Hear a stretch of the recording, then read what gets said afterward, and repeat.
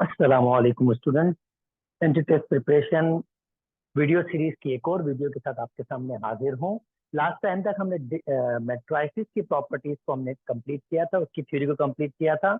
आज हम डिटर्मिनेट को सॉल्व करेंगे और डिटर्मिनेट को समझेंगे और इनकी जितनी भी प्रॉपर्टीज है उन सबको हम समझने की कोशिश करेंगे। सबसे पहले सब मैट्रिक्स की डेफिनेशन देख लेते हैं। ये आपके पास मैट्रिक्स की फॉर्म में नॉर्मली आपने इसको ये फर्स्ट ईयर इंटर तक तो नहीं देखा होगा, पर सब मैट्रिक्स का मतलब सादा मैट्रिक्स होता है एक मैट्रिक्स का कोई हिस्सा। Let A be a giving matrix, एक मैट्रिक्स है तो ये मैट्रिक्स के हिस्से बनाए हैं। ये जो मैट्रिक्स के हिस्से बनाए हैं ये उसके सब मैट्रिक्स लाएंगे सिंपली। अच्छा जी, डिटर्मिनेट ऑफ स्क्वायर मैट्रिक्स की डिस्कशन कर लेते हैं। स्क्वायर मैट्रिक्स की डिटर्मिनेट का मतलब होता है, सादा अल्फाज में हम ये सारा का सारा काम एक्चुअली इक्वेशन को सॉल्व करने के लिए कर रहे हैं। स्ट्रेट लाइन को, ये जो लीनियर इक्वेशन इन 2 और 3 वेरिएबल्स होती हैं, अगर 2 वेरिएबल्स होती हैं तो ये स्ट्रेट लाइंस बनाती हैं, 3 वेरिएबल्स होती हैं तो ये प्लेन बनाती हैं। 3 डायमेंशन में प्लेन कुछ ऐसे सरफेस, ये 3 डायमेंशन पे प्लेन कुछ ये ऐसे फ्लैट सरफेस होते हैं। ऐसे कोई फ्लैट सरफेस होते हैं ये plane. Actually plane basically 2 dimension पे आपके पास शेप होती है जिसमें लेंथ होती है और विड्थ होती है। 2 वेरिएबल में ये स्ट्रेट लाइंस बनाएंगे और 3 वेरिएबल्स में जो आपके पास लीनियर इक्वेशन जो होंगी, जैसे for example a x plus B Y plus c is equal to 0 and b x plus d y plus f is equal to 0। तो जो इनका ग्राफ बनेगा ये 2 स्ट्रेट लाइन बनेगी।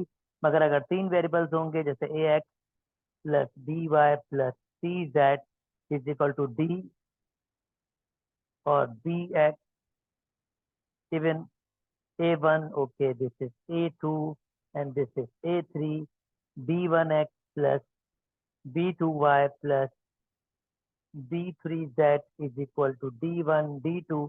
तो ये जो शेप्स बनेंगी ये प्लेन्स बनते हैं, ये एक प्लेन ये दूसरा प्लेन, जितनी भी लाइंस होंगी आपके पास ये प्लेन आपके पास बनेंगे।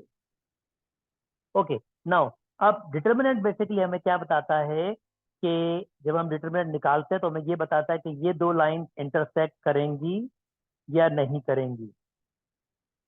अगर डिटर्मिनेंट का आंसर 0 आ जाए यानी सिंगुलर मैट्रिक्स हो तो ये लाइन इंटरसेक्ट नहीं करती। ये लाइन इंटरसेक्ट और 0 के बराबर आ जाए उसको भी 2 कंडीशंस आपके पास होती हैं, या तो ये लाइन पैरेलल होती हैं या एक लाइन के ऊपर ही लाइन चल रही होती है। यानी वो 2 अलग लाइनें नहीं होती, वो एक ही लाइन होती है उस कंडीशन में। प्लेन में भी ऐसा ही होता है आपके पास, प्लेन्स इंटरसेक्ट करेंगे या नहीं करेंगे, या सेम प्लेन होंगे या नहीं होंगे, ये हमें डिटर्मिनेंट बताता है। अगर डिटर्मिनेंट का आंसर, जैसे ये आपका डिटर्मिनेंट है, डिटर्मिनेंट निकालने का तरीका 3 बाय डिटर्मिनेंट का सैंपल ये होता है। स्क्वायर मैट्रिक्स से डिटर्मिनेंट ए को डी से मल्टीप्लाई करते हैं, माइनस बी को सी से। ये नंबर 2/2 का डिटर्मिनेंट है। 3/3 का थोड़ा डिफरेंट तरीके से निकलता है, वो भी आगे आपको एक्सप्लेन करते हैं। डिटर्मिनेंट सिंपली हमें ये बताता है कि जो हम आगे इक्वेशन सॉल्व करेंगे उनका सोल्यूशन किस किस्म का होगा। अगर डिटर्मिनेंट 0 के बराबर आएगा तो डिफरेंट डिफरेंट कंडीशन आती हैं जो मैं आगे आपसे डिस्कस करूंगा। अच्छा जी, नाउ माइनर एंड कोफैक्टर, जब हम डिटर्मिनेंट निकाल रहे होते हैं, फॉर एग्जाम्पल अगर हमारे पास ये 3/3 मैट्रिक्स है,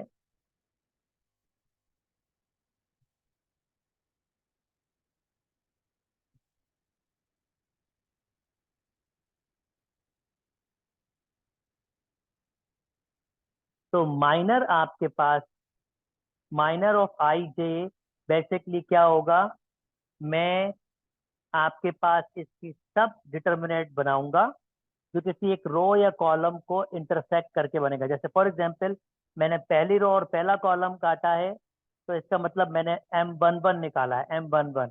और वो क्या आएगा हमारे पास, A21, A22, A31 और A32। ये हमारे पास खिलाएगा माइनर।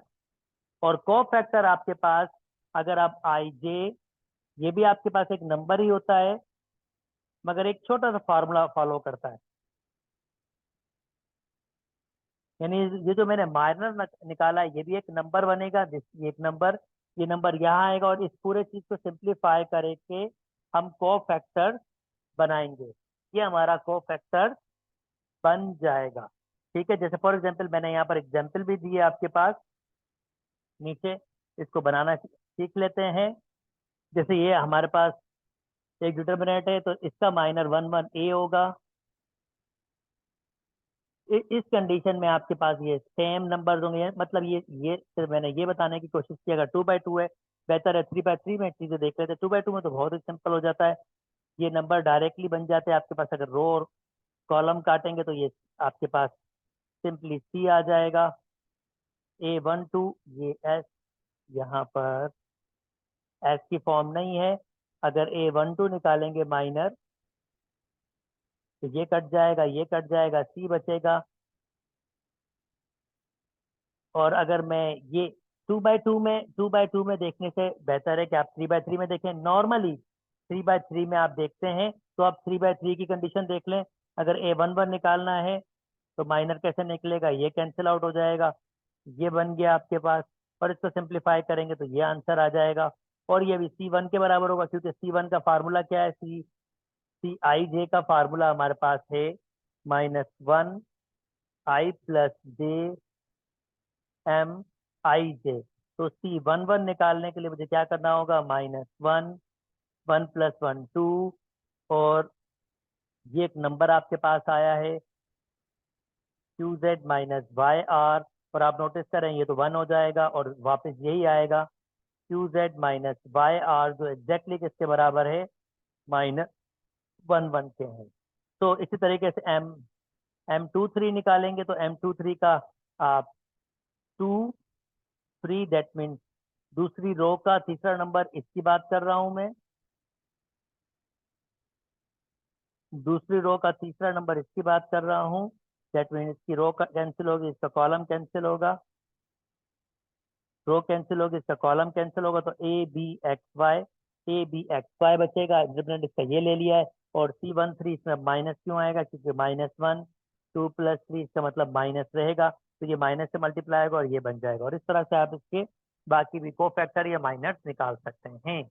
ओके, डिटरमिनेंट निकालना दो तरीके से आपके पास मैंने यहाँ पर बताया है। रो से निकालने का तरीका मैंने आपको दिया है, और कॉलम से निकालने का तरीका। इट्स नॉट नेसेसरी रो और कॉलम से निकालें। फॉर एग्जाम्पल आप चाहें तो यहाँ से भी डिटरमिनेंट निकाल सकते हैं। कैसे लेंगे आप, A12, सिर्फ आपके साइन का आपको ध्यान रखना पड़ेगा। A12, अगर आपने ये 1 2 से स्टार्ट किया तो ये रो ये कॉलम कैंसिल होगी, तो डिटरमिनेंट क्या बचेगा हमारे पास, A21 A23, यहाँ पर C12 आएगा, A12, ये मैं इसी फॉर्मेशन में, जिस फॉर्मेशन मैंने दिया है उसी फॉर्मेशन में लिख लेता हूँ। अगर ए डिटरमिनेंट निकालना है और मैंने कहाँ से निकालना है, यहाँ से, तो क्या आएगा, A12 और C12 plus A22 C22 plus A32 C32। इसको सिंप्लीफाई करेंगे तभी डिटरमिनेंट निकालेगा। आप किसी भी रो या किसी भी कॉलम से डिटरमिनेंट निकाल सकते हैं। प्रॉपर्टीज मैंने आपको यहाँ दिखा दी है। चलिए जी आगे मूव कर जाते हैं।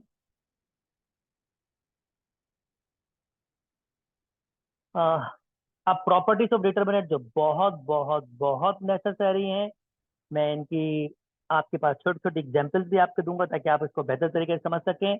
डिटर्मिनेंट, आप पहली प्रॉपर्टी में कहता है कि अगर आपके पास कोई मैट्राइसिस है, मैं इसको 2 बाई 2 में कन्वर्ट कर लेता हूँ क्योंकि आसानी होगी समझाने में।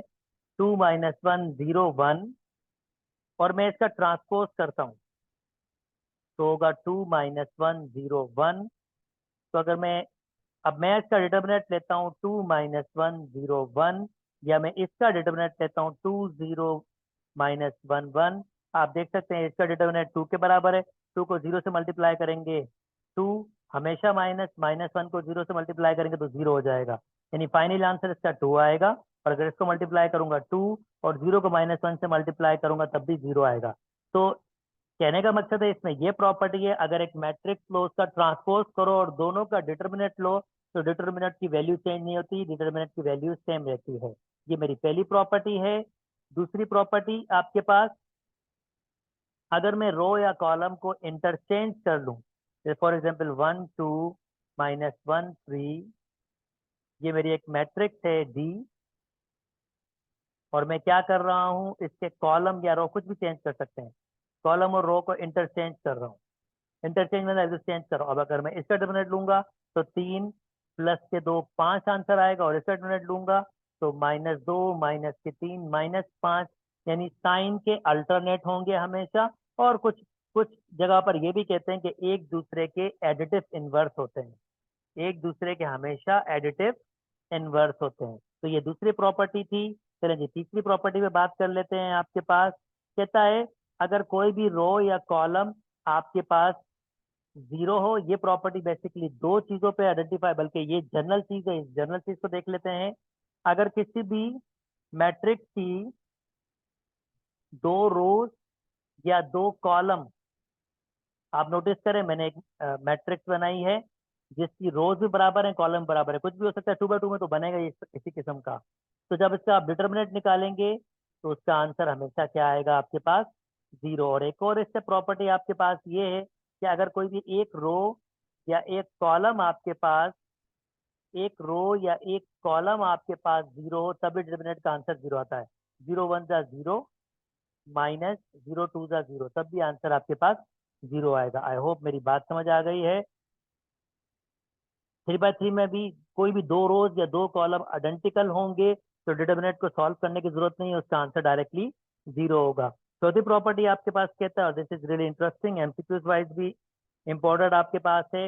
ये कहता है if all the element of a row और column multiply, mean to say simple, एक मैट्रिक्स है आपके पास 2 4 6 8, और इस मैट्रिक्स का डिटर्मिनेंट निकालता हूं मैं, तो इसका डिटर्मिनेंट क्या होगा, 2 8 = 16 -24, दैट मीन्स इसका आंसर आपके पास आ रहा है -8। और मैं इसको ऐसे भी तो लिख सकता हूँ, टू कॉमन लेके, 1 2 3 4, और नोटिस करें इसका आंसर क्या होगा। अगर मैं इसका डिटरमिनेंट लूंगा तो 2 बाहर आ जाएगा, और मैं इसका डिटरमिनेंट लेता हूँ, 2 स्टिल आपके पास बाहर है, यानी मैं क्या कर रहा हूँ, इसका डिटरमिनेंट ले रहा हूँ 4, ये हो जाएगा आपके पास 4, और ये हो जाएगा -के आपके पास। अच्छा, यहाँ से ये मैंने मैट्राइसिस की प्रॉपर्टी यूज कर ली है, मुझे इसको अगर डिटर्मिनेंट की प्रॉपर्टी यूज करनी है तो मुझे इसका डिटर्मिनेंट ही लेना होगा, लाइक दिस वन। अगर मैं इसका डिटर्मिनेंट लेना चाहूंगा 2 4 6 8, अगर मैं इसका डिटर्मिनेंट लेना चाहूंगा तो मैं इसको डिटर्मिनेंट में कॉमन ले सकता हूँ। और डिटर्मिनेंट में कॉमन आपके पास कोई भी एक रो या एक कॉलम से होता है, मैट्राइसिस में सबसे कॉमन होता है, मगर डिटर्मिनेंट में एक रो या एक कॉलम से होता है। आप देख सकते हैं दोनों रोज में कॉमन है, तो मैंने ऊपर से 2 कॉमन लिया और नीचे से भी 2 कॉमन लिया, तो बाहर जो हमारे पास बच गया वो क्या बचा है हमारे पास, यहाँ 2 कॉमन लेने से 1 2 हो गया, और यहाँ 2 कॉमन लेने से 3 और 4 हो गया। तो ये 2 2 का क्या हो जाएगा 4, अगर आप डिटर्मिनेंट लूंगा तो ये हो जाएगा 4 -6, और ये क्या हो जाएगा -2, और आंसर क्या आ रहा है हमारे पास -8। आप देख सकते हैं ये आंसर एग्जैक्टली इसके बराबर है। तो सिंपली बात ये यही मुझे कह रहा है यहाँ पर, अगर डिटर्मिनेंट में आप कोई डिटर्मिनेंट ले रहे हो और उसमें अगर कुछ कॉमन होगा तो रो या कॉलम से कॉमन ले सकते हो, और स्टिल उसका आंसर आपके पास सेम ही होगा। तो आई होप ये बात मैंने समझा दी है। और ये वाली प्रॉपर्टी आपके पास ये एडिटिव प्रॉपर्टी है, अगर डिटर्मिनेंट इस फॉर्म में लिखे होंगे तो मैं इसको अलग लिख सकता हूँ, इसको इसको और इसको एक मैट्रिक्स बना सकता हूँ, और अगेन इसको इसको और इसको दो मैट्रिक्स बना सकता हूँ। इसको मैं ऐसे एक्सप्लेन कर लेता हूँ, 1 + 2 3 4, 3 + 4 0 5, एंड 1 - 3 2 1। ये मैं 2 बाय 2 बना लेता हूँ, तो जस्ट आपको समझाना ही है। तो अगर आपको समझाना ही है तो इतनी लेंथी चीजों को नहीं करते हम, ये चीजें एमसीक्यूज में तफसील से करेंगे। अच्छा, तो इसको मैं लिख सकता हूँ कैसे, 1 3 3 0 +2 3 4 0। अगर मैं इसको सिंप्लीफाई करूंगा तो ये हो जाएगा 3 7 3 0, और अगर इसका डिटरमिनेंट निकालूंगा तो ये हो जाएगा 0 माइनस का 9, और इसका डिटरमिनेंट निकालूंगा तो यहाँ पर हो जाएगा माइनस के 12, और इसको सॉल्व करूंगा तो ये हो जाएगा हमारे पास 0 माइनस के 21, और 9 माइनस के 12 आप देख सकते हैं 21 इज इक्वल टू 21 नेगेटिव के ये बराबर आ गया। तो ये प्रॉपर्टी होल्ड किस तरह करती है ये मैंने आपको एक्सप्लेन कर दिया दोस्तों। चलिए जी नेक्स्ट में मूव कर जाते हैं। ओके, हम इसके क्वेश्चन जो भी हैं वो सॉल्व करेंगे। ये 6 प्रॉपर्टीज, और ये बहुत खास किस्म की प्रॉपर्टी है, इसको मैं एक्सप्लेन कर लेता हूँ। अगर आपके पास एक मैट्रिक्स डिटर्मिनेंट है 1 2 3 4, तो मैं कोई रॉ ऑपरेशन या कॉलम ऑपरेशन के जरिए इसको सिंप्लीफाई करूंगा। अब रॉ ऑपरेशन कॉलम ऑपरेशन क्या होता है, वो ये होते हैं। फर्स्ट करते हैं, मैं इसका एक काम करना चाहता हूँ, मैं रॉ 1 में ऐड करना चाहता हूँ रॉ 2 को, यानी रॉ 1 में काम होगा, रॉ 1 में काम होगा, और वो काम क्या है, रो 1 में ऐड करूंगा रो 2 का। तो अगर मैं इसको ऐड करूंगा तो 1 और 3 4 हो जाएगा, और ये 6 हो जाएगा, 3 और 4 हो जाएगा, और अगर मैं डिटरमिनेंट निकालूं तो इसका आंसर आएगा 16 माइनस 18, दैट मीन्स -2। और नोटिस करो इसका आंसर क्या आएगा, 8 माइनस 4 माइनस 6 -2। तो स्टिल आंसर में कोई चेंजिंग नहीं हुई, हालांकि मैंने रॉ ऑपरेशन किया है, ऐड किया है, सब्ट्रैक्ट किया है। इसी तरीके से मैं किसी भी रॉ में ऐड सब्ट्रैक्ट कर सकता हूँ। तो अगर मैं ऐड सब्ट्रैक्ट करूंगा तो डिटरमिनेंट का आंसर में कोई चेंजिंग नहीं आएगी। डिटरमिनेंट का आंसर सेम टू सेम वैसा ही रहेगा। तो this is really interesting property, वो यही बात कर रहा है। आप नोटिस करें A1 है, M1 A2, इसने क्या किया है, इसको M2 से मल्टीप्लाई किया है और A2 में रो ऑफ 1 में ऐड किया है। सिमिलरली नीचे भी ऐसे ही किया है इसने, A3 में n टाइम्स कोई और नंबर लिया है और A1 से, यानी डिफरेंट डिफरेंट प्रॉपर्टीज यूज की है। अब डिफरेंट प्रॉपर्टीज जैसे इसके साथ क्या किया है, A1 में m टाइम्स A2 ऐड किया, यानी इसमें रॉ 1 में काम हुआ है, और रॉ 1 में काम क्या हुआ है, रॉ 1 को ऐड किया है कोई n times m times raw 2 से। तो जब आप रॉ 1 में A1 में ऐड करेंगे m को मल्टीप्लाई करके R2 से, तो ये आपके पास क्या बनेगा, यही बनेगा। सिमिलरली यहाँ बनेगा, और यहाँ इसने इसके साथ कोई काम नहीं किया, इसको ऐसे रखा है। और देखो इसके साथ क्या काम किया है, इसके साथ ये काम किया है कि रॉ 3 में काम हुआ है, और रॉ 3 में क्या काम हुआ है कि आप रॉ 3 में ऐड करें, रॉ 1 का नंबर ऐड किया है, तो इसने क्या किया है, n टाइम्स रॉ 1 के नंबर को ऐड किया है। और फिर जब रॉ 1 के नंबर को ऐड करेंगे इसके साथ, तो कुछ इस किस्म की शक्ल होगी। और इसका डिटरमिनेंट निकालें और इसका डिटरमिनेंट निकालें, तब भी आंसर आपके पास एग्जैक्टली सेम ही होगा, डिफरेंट नहीं होगा। And this is really a simple one. Last one simple ये कह रहा है, अगर x is equal to a put करो डिटरमिनेंट में, और डिटरमिनेंट का आंसर 0 आ जाए, तो इसका मतलब x माइनस a इसका फैक्टर है। सिंपली ये कह रहा है कि x माइनस a, और for example 0 0 x minus a, आप देख सकते हैं अगर x is equal to a put करूंगा तो ये 0 हो जाएगा, ये 0 हो जाएगा, इसका मतलब x माइनस ए इसका फैक्टर होगा। ओके, नाउ चलें जी आगे मूव कर जाते हैं। सॉल्यूशंस जितने भी हैं हम वहां पर प्रॉपर्टीज में कर लेंगे, तो इसमें हम टाइम जाया नहीं करते हैं। This is really important one. Okay, consistent, अब सिस्टम ऑफ इक्वेशंस में हम आ गए। सिस्टम ऑफ इक्वेशन कंसिस्टेंट कब कब होती हैं, डिफाइन और यूनिक कब होती है, जब लाइनें इंटरसेक्ट करती हैं। यानी ग्राफिकल शक्ल ये है कि अगर वो इंटरसेक्ट करेंगे और इंटरसेक्ट करेंगे तो इसका मतलब determinant is not equal to 0। Consistent solution का मतलब ये होता है कि आपके पास कम से कम एक सॉल्यूशन आना, एक सदा सॉल्यूशन भी आपके पास आ सकते हैं। इनकंसिस्टेंट इक्वेशंस का मतलब होता है जिसमें कोई सॉल्यूशन नहीं होता, और वो लाइनें पैरेलल होती हैं, वो टकराती नहीं है। अच्छा, डिपेंडेंट इक्वेशन, डिपेंडेंट यानी कि एक दूसरे पे डिपेंड करती है इक्वेशन, उसमें इनफाइनाइट सॉल्यूशंस होता है, और वो आइडेंटिकल लाइंस होती है, मतलब एक लाइन दूसरे पे ही बन रही होती है, तो वो आइडेंटिकल लाइंस आपके पास होती है, जिसे हम कहते हैं डिपेंडेंट सॉल्यूशन।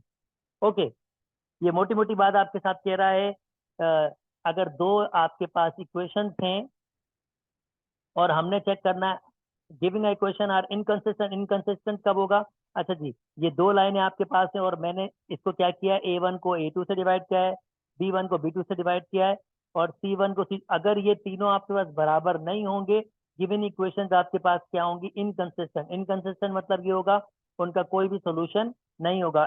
और अगर ये आपके पास बराबर होंगी तो गिवन इक्वेशन आपके पास क्या होंगी, वो डिपेंडेंट होंगी, यानी उसके सोल्यूशन इनफाइनाइट सोल्यूशन हो सकते हैं। इनफाइनाइट सोल्यूशन, तो ये ध्यान में रखिएगा। अगर आप इस शक्ल में लिखें, ये C1 C2 सारे आपको गिविंग होंगे और ये बराबर नहीं आ रहे, तो फिर जो इक्वेशंस होंगी वो इनकंसिस्टेंट होंगी, मतलब उसमें कोई सोल्यूशन नहीं होगा। और अगर वो बराबर आ रहे होंगे तो वो डिपेंडेंट इक्वेशंस होंगी। क्रेमर्स रूल, ऑलरेडी दोस्तों हमको पता है क्रेमर्स रूल के फार्मूले होते हैं। अगर आपके पास मैट्रिक्स होती हैं, ये मैट्रिक्स, तो मैट्रिक्स को आप किस फॉर्म में लिखते हो, इन मैट्रिक्स को, इनको आप इस फॉर्म में लिखते हो, मैट्रिक्स की फॉर्म में। ये आपके पास होता है A1, ये होता है आपके पास B1 C1, A2 B2 C2, A3 क्या दिया होता है, A1 B1 C1, okay, A2 B2 C2, A3 B3 C3, और वेरिएबल्स दिए हैं XYZ, और नंबर्स दिए हैं D1 D2 और D3। तो ये मैंने इसको मैट्रिक्स के फॉर्म में क्वेश्चन को कन्वर्ट कर लिया है। अगर आपको x चाहिए तो x बराबर होगा D1/D डिटर्मिनेट, y चाहिए तो ये फार्मूला, और z, और d कैसे बनेगा, d इसका डिटर्मिनेट है।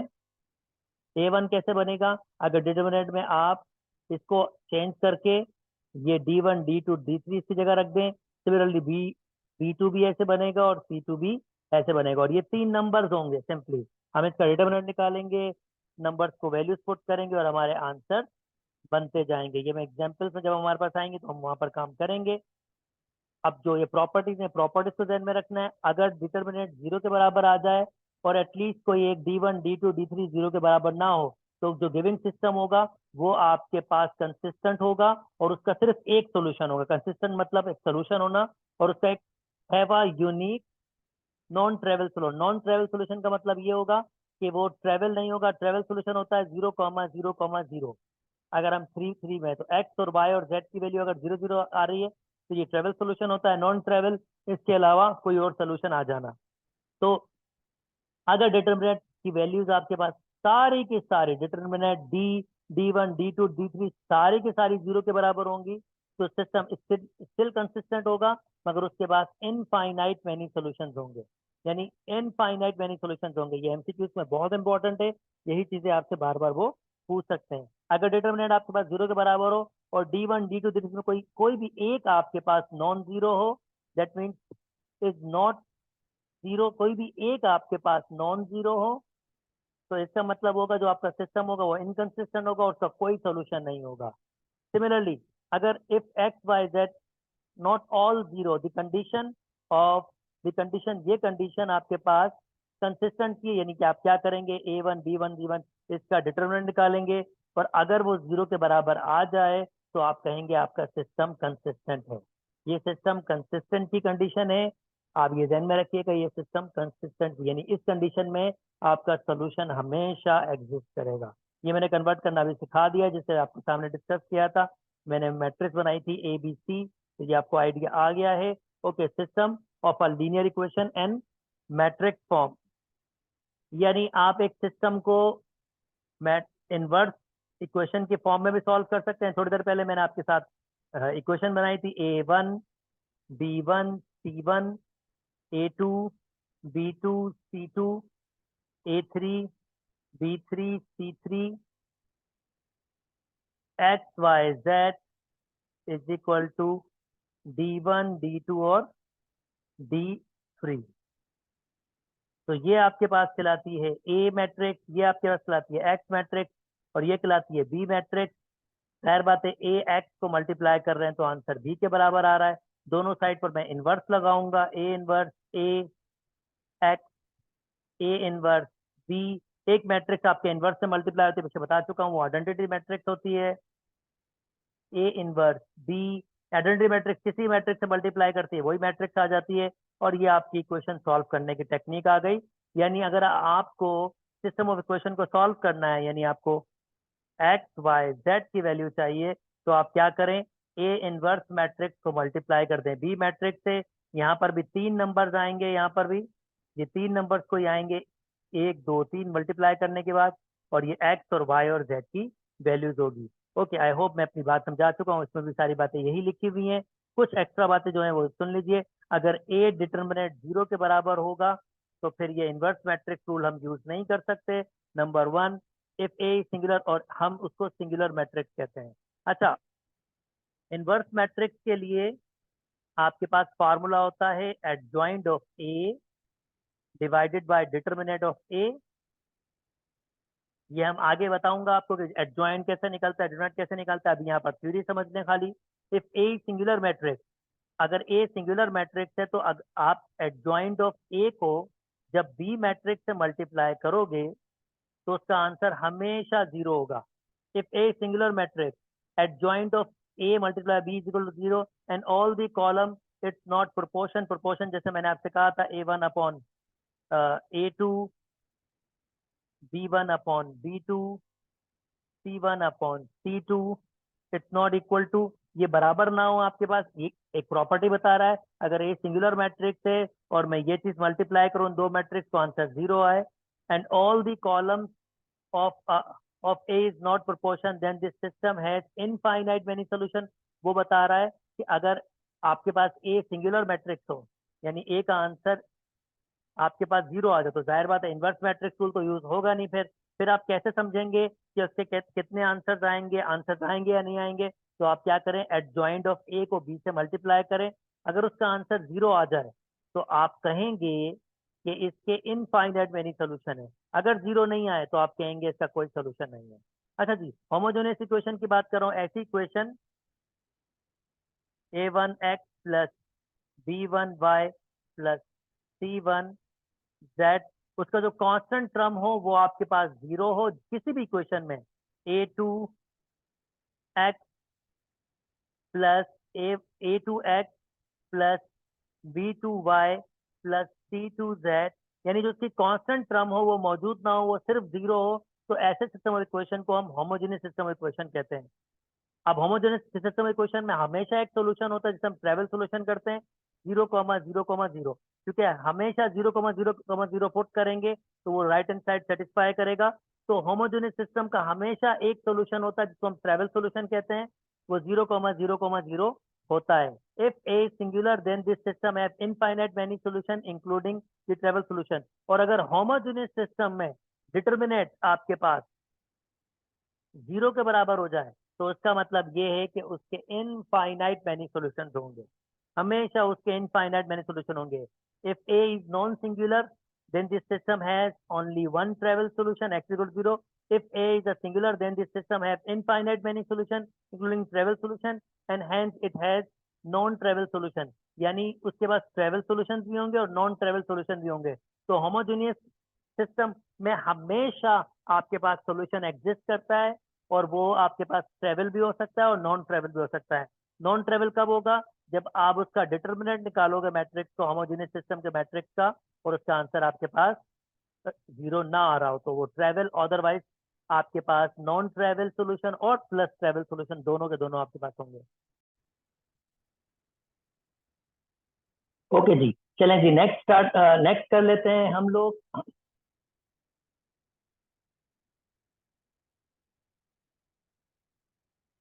होमोजेनियस तो मैंने डिस्कस कर लिया। एलिमेंट्री रॉ ऑपरेशन, ये मैं मैट्राइसिस जब मैं एमसीक्यू सॉल्व कर रहा हूँ उसमें एक्सप्लेन कर दूंगा। बहुत सारे एग्जांपल्स वहां पर हम सॉल्व करेंगे, आप इजीली वहां से समझ सकेंगे इंशाल्लाह। वो नेक्स्ट वीडियो पे जल्दी आपके साथ शेयर करूंगा। इनवर्स ऑफ अ मैट्रिक्स पे डिस्कस कर लेते हैं दोस्तों। इनवर्स ऑफ अ मैट्रिक्स, एक मैट्रिक्स सिंगुलर तब होती है जब उसका डिटर्मिनेंट हम लें तो वो 0 के बराबर आए तो उसको हम सिंगुलर मैट्रिक्स कहते हैं, अदरवाइज वो नॉन सिंगुलर मैट्रिक्स होती है। इस पर डिस्कस कर लिया। चलें जी, कोफैक्टर को cofactor matrix of adjoint matrix. Adjoint matrix जब हम एडजॉइंट निकालते हैं दोस्तों, एडजॉइंट किसी मैट्रिक्स का, यानी वो मैट्रिक्स आपके पास फर्ज करते हैं ए मैट्रिक्स आपके पास है A11, A12, A13, A21, A22, A23, A31, A32 and A33। तो जब इसका एडजॉइंट निकालते हैं तो एडजॉइंट में हमारे पास क्या आता है, C11, C12, C13, C21, C22, C23, C31, C32 and C33 और इसका ट्रांसपोज। ये एडजॉइंट निकालने का फार्मूला होता है। और ये C11 ऑलरेडी मैं आपको बता चुका हूँ, Cij किसके बराबर होता है, ये बराबर होता है Cij -1 I plus j and minor of Ij। तो इसकी मैं तफसील ऑलरेडी पहले दे चुका हूँ। इसको निकालने की ये तरीका, यही सारा कुछ यहाँ पर लिखा हुआ है आपके पास। प्रॉपर्टीज बहुत इंटरेस्टिंग है। जब किसी एक मैट्रिक्स को इसके एडजॉइंट से मल्टीप्लाई करते हो तो एग्जैक्टली वो आपके पास बराबर होता है उसका डिटर्मिनेंट मल्टीप्लाई आइडेंटिटी मैट्रिक्स। और ये बहुत मजे की प्रॉपर्टी है। एडजॉइंट को ए से मल्टीप्लाई करें और या ए को एडजॉइंट से मल्टीप्लाई करें या एडजॉइंट को ए से मल्टीप्लाई करें, वो इसके बराबर होता है आपके पास। ये प्रॉपर्टी आपने ध्यान रखने की, इसको हमने अप्लाई करेंगे। एडजॉइंट ऑफ ए का डिटर्मिनेंट निकालेंगे तो वो हमेशा बराबर आएगा ए का डिटर्मिनेंट n-1 के। n-1 n आपके पास यहाँ पर रिप्रेजेंट हो रहा होगा, जैसे फॉर एग्जाम्पल ये 3x3 मैट्रिक्स है, यहाँ ये n रिप्रेजेंट कर रहा है ऑर्डर पे, जैसे ये 3x3 मैट्रिक्स है। तो अगर मैं इसका एडजॉइन कर रहा हूँ तो फिर n की वैल्यू यहाँ पर 3 यानी 2 हो जाएगी। अच्छा, अगर एक साइमेट्रिक मैट्रिक्स का आप एक ए साइमेट्रिक मैट्रिक्स है तो उसका एडजॉइंट भी आपके पास साइमेट्रिक ही होगा। अगर ए सिंगुलर मैट्रिक्स है तो इसका एडजॉइंट भी आपके पास सिंगुलर ही होगा। This is really interesting. ये प्रॉपर्टीज वेल नोन प्रॉपर्टीज और इनको आपने बहुत ध्यान में रखना है। इनवर्स का फार्मूला आपके पास होता है, inverse of a matrix, inverse का फार्मूला होता है आपके पास एडजॉइंट ऑफ, ये आपका फार्मूला है। इनवर्स का फार्मूला होता है adjoint of A divided by determinant of A. और इसमें हमारे पास क्या होना चाहिए, ए का determinant it's not equal to 0। That means वो नॉन सिंगुलर मैट्रिक्स होनी चाहिए। चलें जी आगे मूव कर जाते हैं दोस्तों, कुछ मजे मजे की प्रॉपर्टीज देख लेते हैं। With necessary and sufficient condition to existence of a inverse of A that A is non, ये मैंने आपको बता दिया। A inverse always non singular होती है, ये मैंने आपको बता दिया। इफ ए आपके पास डायगोनल मैट्रिक्स है तो उसका इनवर्स निकालना बहुत सिंपल। अगर ए डायगोनल मैट्रिक्स है, ए डायगोनल मैट्रिक्स है तो उसका इनवर्स निकालना बहुत सिंपल। वो जो उसकी एंट्रीज होती हैं उसका उसको रेसिप्रोकल के फॉर्म में लिख देने। यानी अगर मैं आपको समझाऊं सादा अल्फाज में, 2 0 0 2 0 0 0 2, तो अगर आपको ए का इनवर्स निकालना है दोस्तों तो सिंपली ये होगा 1/2 0 0 0। चले मैं यहाँ 3 लिख देता हूँ, 1/2 0 0 0 और 1/3, ये इसका इनवर्स होगा। और ये बहुत खास किस्म की प्रॉपर्टी है अगर आपके पास ए डायगोनल मैट्रिक्स होगी। ए का इनवर्स का ट्रांसपोज, ए का ट्रांसपोज के इनवर्स के बराबर होता है, ये भी इसमें ए ऑब्वियसली नॉन सिंगुलर होना चाहिए। अगर मैं ए का एडजॉइन करूं ए ट्रांसपोज का, या मैं एडजॉइन लूं और फिर ट्रांसपोज करूं, दोनों में आंसर सेम होता है इस कंडीशन में। यानी मैं एक मैट्रिक्स का ट्रांसपोज करके ज्वाइन करूं या एडजॉइन लेके फिर ट्रांसपोज करूं तो उसका आंसर सेम होता है। अच्छा, ए इनवर्स को इनवर्स ए वापस आ जाता है। और अगर मैं किसी नंबर के साथ एक मैट्रिक्स का इनवर्स कर रहा हूं तो वो 1/k, यानी ये ऐसे हो जाएगा और ये 1/k हो जाएगा। ओके, अगर ए इनवर्स के डिटरमिनेंट लूंगा तो 1/a डिटरमिनेंट के बराबर होना चाहिए। इतना लंबा छोड़ा निकालने की जरूरत नहीं है, सिंपल ए मैट्रिक्स हो उसका डिटरमिनेंट निकालो, डिवाइड कर दें, आपका आंसर हो जाएगा। लेट ए बी आपके पास नॉन सिंगुलर मैट्रिक्स है, देन अगर ए बी मल्टीप्लाई कर रहे हैं तो ए सी के बराबर आ रहा है। This implies that B and C बराबर है और बी ए बराबर हो रहा है सी, तो this implies that B and C बराबर है। मतलब अगर आपके पास ए नॉन सिंगुलर मैट्रिक्स है तो अगर ए बी और ए सी को आप मल्टीप्लाई करो और बराबर है तो इसका मतलब ये है कि बी और सी आपस में बराबर होंगे। इसके रिवर्स प्रोसेस में भी बी और सी आपके पास बराबर होंगे। अच्छा जी, a non singular matrix symmetric A inverse, अगर ए कोई साइमेट्रिक मैट्रिक्स है उसका इनवर्स करेंगे तो ए इनवर्स, अगर कोई एक नॉन सिंगुलर मैट्रिक्स है और साइमेट्रिक है, यानी अगर ए साइमेट्रिक है तो उसको इसका जो इनवर्स होगा वो भी आपके पास साइमेट्रिक ही होगा। आई होप आपको यहाँ तक बात समझ आ गई होगी दोस्तों। ये हमारी थ्योरी कंप्लीट हुई है। अगर मेरी वीडियो पसंद आ रही है तो काइंडली मेरे चैनल को लाइक कीजिए, सब्सक्राइब कीजिए और लोगों के साथ शेयर कीजिए। इंशाल्लाह जल्द नेक्स्ट वीडियो के साथ हाजिर होंगे, और अब नेक्स्ट वीडियो में मैं इसके बहुत सारे एमसीक्यू सॉल्व करूंगा जो आपकी बहुत अच्छी प्रिपरेशन करवा देगी किसी भी इंजीनियरिंग यूनिवर्सिटी की एंट्री टेस्ट की, ये टेस्ट देने के लिए। अच्छा जी, यहीं तक रखते हैं, अपना ख्याल रखिएगा। अल्लाह हाफ़िज़।